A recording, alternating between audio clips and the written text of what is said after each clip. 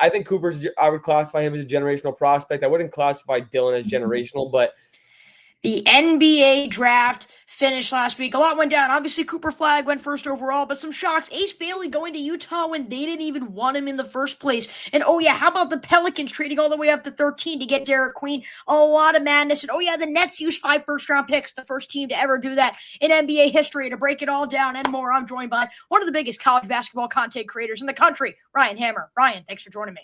Yeah, I mean, if you would have told me that the Nets would have used all 5 first-round picks and the Sixers would have drafted a 3, I would have been like, that's pretty odd because you talked about all those rumors. Sixers end up going 3. It felt like for a while we knew Edgecombe was going to be in that 3rd position after Bailey kind of canceled his workout. But you're right. I mean, Ace Bailey kind of turned into the wild card of the draft, and we're going to get into that in just a minute.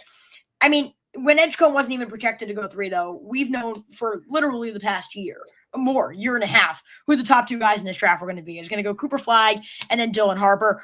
Let's look at those 2. They're supposed to be generational prospects. Do you believe they are as good as advertised? Yeah, I will say that I think before the season for Rutgers, people had been putting Ace in those conversations. Some people even tried putting him with Cooper, but I don't think that was ever in question by actual scouts and GMs and front office personnel. But I think I would classify him as a generational prospect. I wouldn't classify Dylan as generational, but maybe borderline because, like, you think about a lot of the different prospects that have gone through the years, Cade, Anthony Edwards in 2021 and 2020, respectively, and even LaMelo and guys like that, a lot of those jumbo guards and playmakers. There have been a handful of them. So generational, I like to try to keep a little bit of reins on it, but Dylan's an awesome prospect also. Cooper is as complete as they come, a year ahead of his timeline also. He's only 18 and a half, should be in high school still, obviously, but he reclassed. So they're both awesome prospects. And basically since the first 2 weeks of the college season, week of the season, you knew it was 1 and you knew it was 2, and then it was whoever from there. Yeah, Harper definitely emerged. And it's kind of crazy that, I mean, the Rutgers had Ace Bailey and Dylan Harper on their team, and they still couldn't get to the NCAA tournament. Kind of one of the shocks from the college basketball season last year. But Harper's fit in San Antonio. We also heard rumors of the Spurs going to trade out of the pick because you have De'Aaron Fox, you have Rookie of the Year Stephon Castle.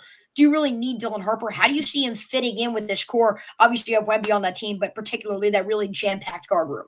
Yeah, well, Chris Paul obviously was becoming a free agent, and I 2 things. One, the fit I think is fine. People are overthinking that because Castle is honestly more of a wing and an off-ball player that can play on-ball when he needs to as a secondary playmaker and a second unit guy if you need him to, in my opinion at least. And he's big enough and strong enough defensively to play the 3. Dylan can play the 2. De'Aaron can play the 1.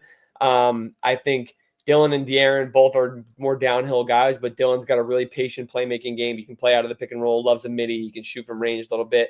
And I think as long as they have shooters on the wing, which is what they were trying to do with Carter Bryant and even Keldon and Vassell and guys who can shoot and supply that to the guards, they'll be just fine there.